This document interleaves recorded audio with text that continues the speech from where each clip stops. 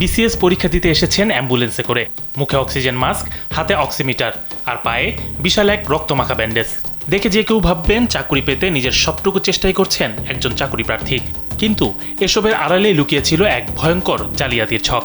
রংপুরে বিসিএস লিখিত পরীক্ষায় এমন এক জালিয়াতির ঘটনা ঘটেছে যা দেখে খোদ ম্যাজিস্ট্রেটও তাজ্জব বনে গেছেন। ঘটনাটি ঘটেছে রংপুর সরকারি কলেজ কেন্দ্রে। 50তম বিসিএস লিখিত পরীক্ষা দিতে আসা এই পরীক্ষার্থীর নাম আব্দুস সালাম। তার বাড়ি দিনাজপুরের বিরল উপজেলায়।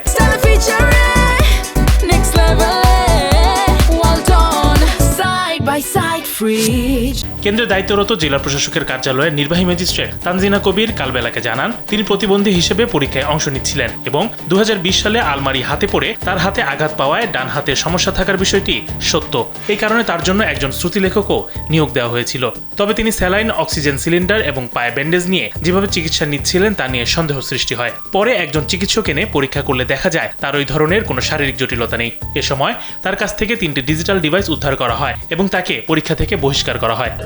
উনি হচ্ছে আপনার প্রতিবন্ধী হিসেবে এক্সাম দিচ্ছিল, ওনার হাতে ডান হাতে সমস্যা ছিল, ওই কারণে ওনার জন্য শ্রুতিলেখক নিয়োগ করা হয়েছিল। কিন্তু পরবর্তীতে আমরা বুঝতে পারি যে আসলে উনি যে ধরনের মেডিকেল ট্রিটমেন্ট ওনার নিচ্ছিল আমাদের এখানে, স্যালাইন, সিলিন্ডার, এরপর ওনার পা ব্যান্ডেজ ছিল আর বিভিন্ন ধরনের ইস্যু ছিল। পরবর্তীতে আমরা ডাক্তার দিয়ে ভেরিফাই করি এবং দেখি যে এরকম কোনো সমস্যা আসলে ওনার নাই এবং ওনার কাছ থেকে আমরা 3টা ডিভাইস উদ্ধার করি।